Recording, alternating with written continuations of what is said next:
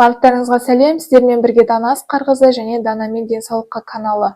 Бүгін біздің жаңа айдарымыз дәрігерден сұрақ-жауап айдары. Барынша бұл айдарды көбірек жасауға тырысамын. Сіздердің осы видеомның астында қойылған сұрақтарыңызға видео формат түрінде жауап беруді дұрыс деп шешім қабылдадым. Оның ішінде керегін аларсыздар деген сенімдемін. Егер видеом ұнап жатса, лайк басыңыздар, комментарий қалдырыңыздар және де арнама тіркеліп қойыңыздар.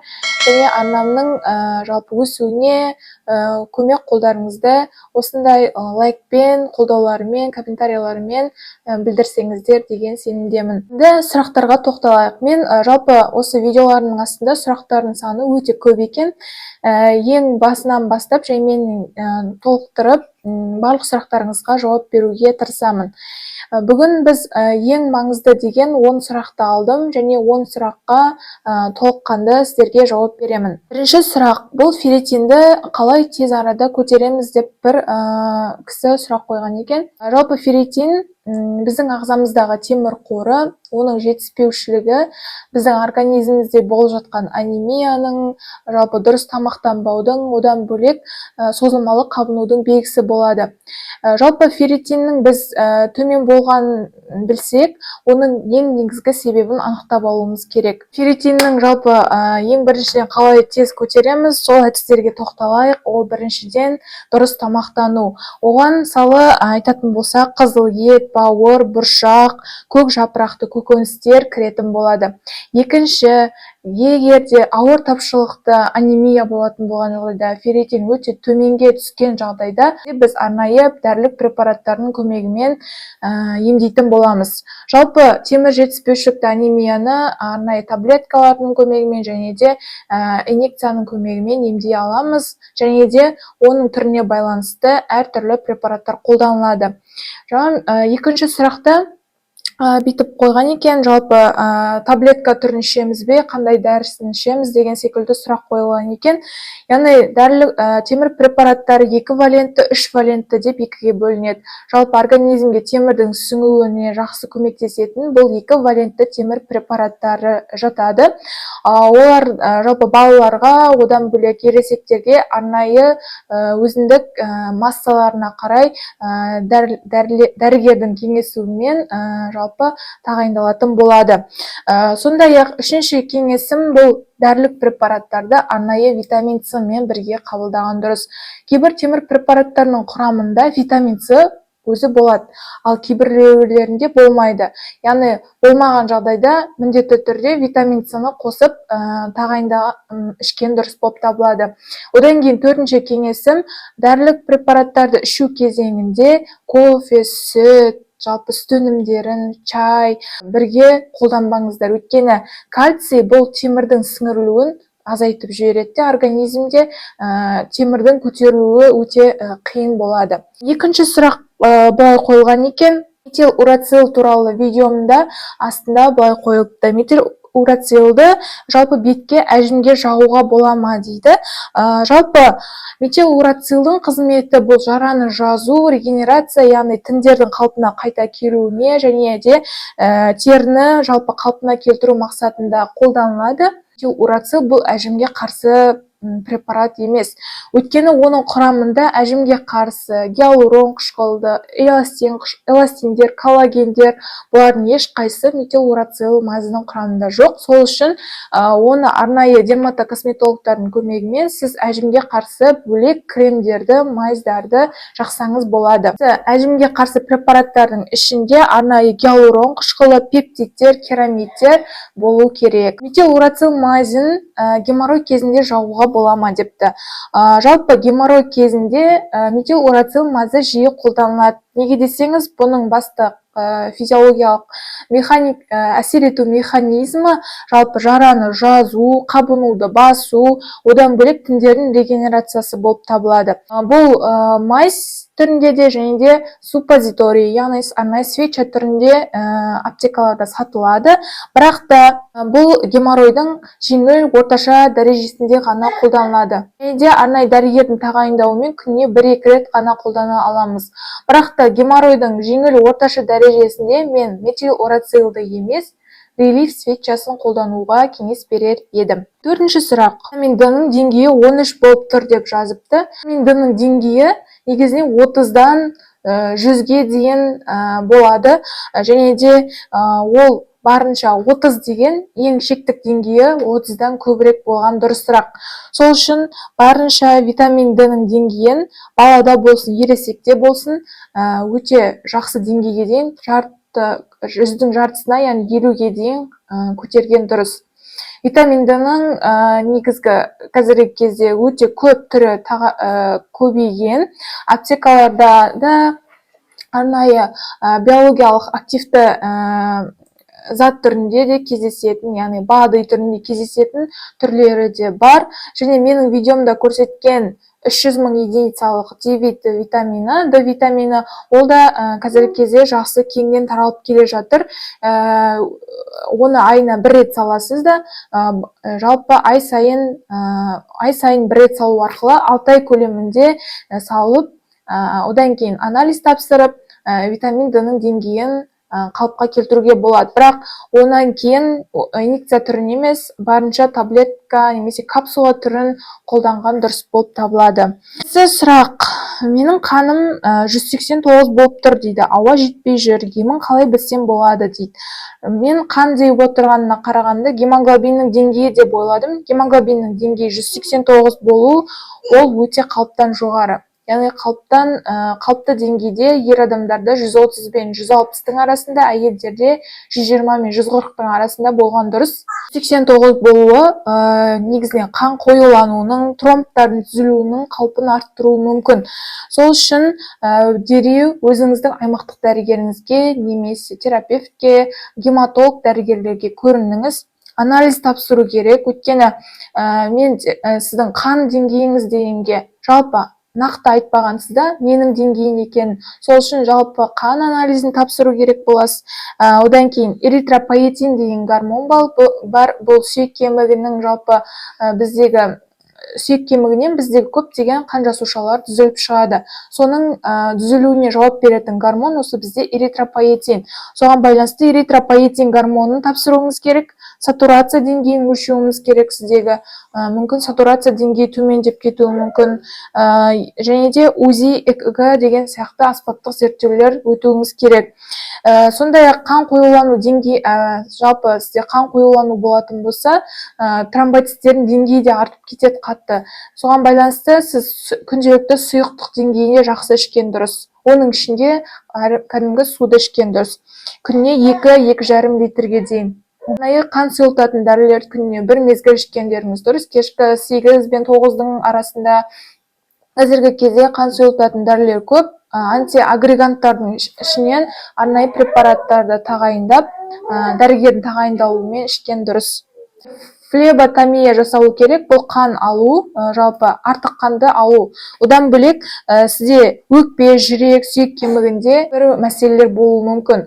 Осы мәселелерді шешіп барып, емделіп барып, сосын жағдайыңыз жақсару керек. Бірақ нақты сұрақ дұрыс айтылмаған, жазылмаған, соған байланысты мен жалпылама жауап бердім. 6-шы сұрағымыз. Жазыпты, жасым 60-та, дәрігер -1 очки берді дейді. -1,5, -2 болмас үшін не істеуім керек деп сұрапты. Жалпы -1 деп отырғанымыз 60 жастағы әйел адамдар үшін жеңіл деңгейдегі миопияның белгісі.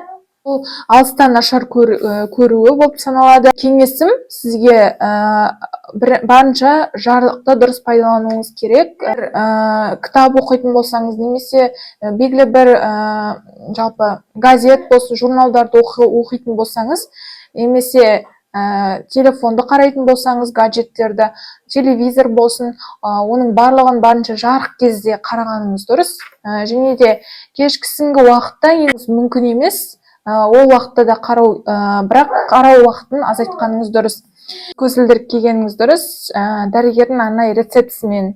Және де дұрыс тамақтануыңыз керек. Ол деп отырғанымыз құрамында лютеин, омега 3 бар, жасыл өсімдігі бар, арнайы витамин Е, витамин А бар өнімдерді көбірек қолдануыңыз керек. Және де осылайша сіз көзіңіздің жалпы денсаулығын жақсырақ сақтай аласыз. Және де әрбір гаджетті қолданған сайын немесе ұйықтар алдында көзге арнайы жаттығуларды жасасаңыз болады. Мен келесі видеоларымда осы көзге арналған жаттығуларды түсіріп берем. Қандай жаттығулар жасау керек екен, соларды көрсеңіз болады. Және соңғысы ол деп отырған жыл сайын немесе барынша мүмкіндігің жетіп тұрса, жылына 2 рет офтальмолог, яғни окулисттің кеңесінен өтіп, көзіңізді 1 рет тексертіп отырыңыз. Келесі кезінде тамақтану туралы айтыңызшы дейді, яғни сүт өнімдерін ішуге бола ма деп сұрапты. Жалпы панкреатиттің 2 түрі бар, жедел және созылмалы деген түрлері бар. Жедел түрінде барынша ашығу керек, өйткені ол кезде өте жедел түрі өте қауіпті өтеді. Ал созылмалы кезеңінде жиірек тамақтаныңыз, барынша, бірақ 5-6 рет күніне, бірақ аз мөлшерде тамақтанғаныңыз дұрыс. Сүт өнімдері болады, ішуге, жеуге болады, бірақ та майлы, қуырылған, ащы, қышқыл, тұзды тағамдарды барынша шектейсіз. Яғни осы панкреатит кезіндегі негізгі диета бұл 5-ші нөмірлі диета немесе 1-2-ші нөмірлі диеталар, столдар қолданылады. Оны жалпы интернеттен ашып көрсеңіз болады, қалай тамақтану керек, оның ішінде қандай тамақтар кіретінін сол жерден оқи аласыз. Және де барынша буға піскен тамақтарды көп жеугелеріңіз керек. Және де жаңағыдай свежий нан өнімдері бар ғой, соларды барынша азайтқандарыңыз дұрыс. Өйткені панкреатит кезінде бұл өте жаңағыдай оның асқынуына бір себепші болады. Қатысты сұрақ: жүкті әйелге және де 13 жасар балаға осы D витаминін, яғни менің видеомда көрсеткен D витаминін ішуге бола ма деп сұрапты. 300.000 халық бірлігі деп отырған, бұл 1 реттік соққы дозасы. Яғни бағана айтып кеттім сіздерге, айына 1 рет қолдануға болады. Бірақ та балалар үшін тәуліктік доза 600 пен 1000 халық бірлігі, әйел адамдар үшін тәуліктік доза 2000 халық бірлігі. Біріншіден, сіздегі қандағы витамин D-ның деңгейін анықтап алу керек. Егер сізде қалыпты мөлшерде болатын болған жағдайда, онда бұл препаратты қолдану өте қауіпті. Өйткені сіздің организміңізде бұл гипервитаминоз, яғни витамин D-ның артып кетуіне шақырады. Гиперкальцемия және де кальций деңгейінің артуы, одан бөлек бүйрек пен жүрекке зиянын тигізеді. Сол үшін егер аз мөлшерде болса, ауыр тапшылықты D витамині болатын болса, онда қолдануға кеңес беремін. Ал егерде өте жақсы деңгейде болатын болса, жоқ, болмайды. 9-шы сұрақ: бұл жүректің соғу жиілігі минутына 154 рет дейді. Дәрігерлер маған мынандай препарат тағайындады дейді. Кардарон, верашпирон, Жардинс, ривароксабан дейді. Жалпы біріншіден әрбір препаратыңызға тоқталып кетейін. Кардарон бұл жүрек ритмін реттейтін препарат, верашпирон ісіну және де жүрекке жалпы салмақ түскен жағдайда оны жеңілдету мақсатында қолданылатын препарат. Жардинс бұл қант диабеті, одан бөлек жүрек жеткіліксіздігі кезінде қолданылады. Сондай-ақ соңғы айтылған ривароксабан бұл қан ұюын алдын алу үшін қолданылатын препарат. Жалпы сізден мен тек қана жүректің соғу жиілігін ғана біліп көріп отырмын, өте жиі екен, яғни тахикардия бар. Бұл жүрек ритмі бұзылуы, яғни аритмияның белгісі. Кардарон осы мақсатта сізге тағайындалғаны болуы мүмкін, бірақ қалған препараттар мен сізді көрмей, білмей, диагноздарыңызды, жалпы зерттеулеріңізді білмей, көрмей, мен ештеңе айта алмаймын.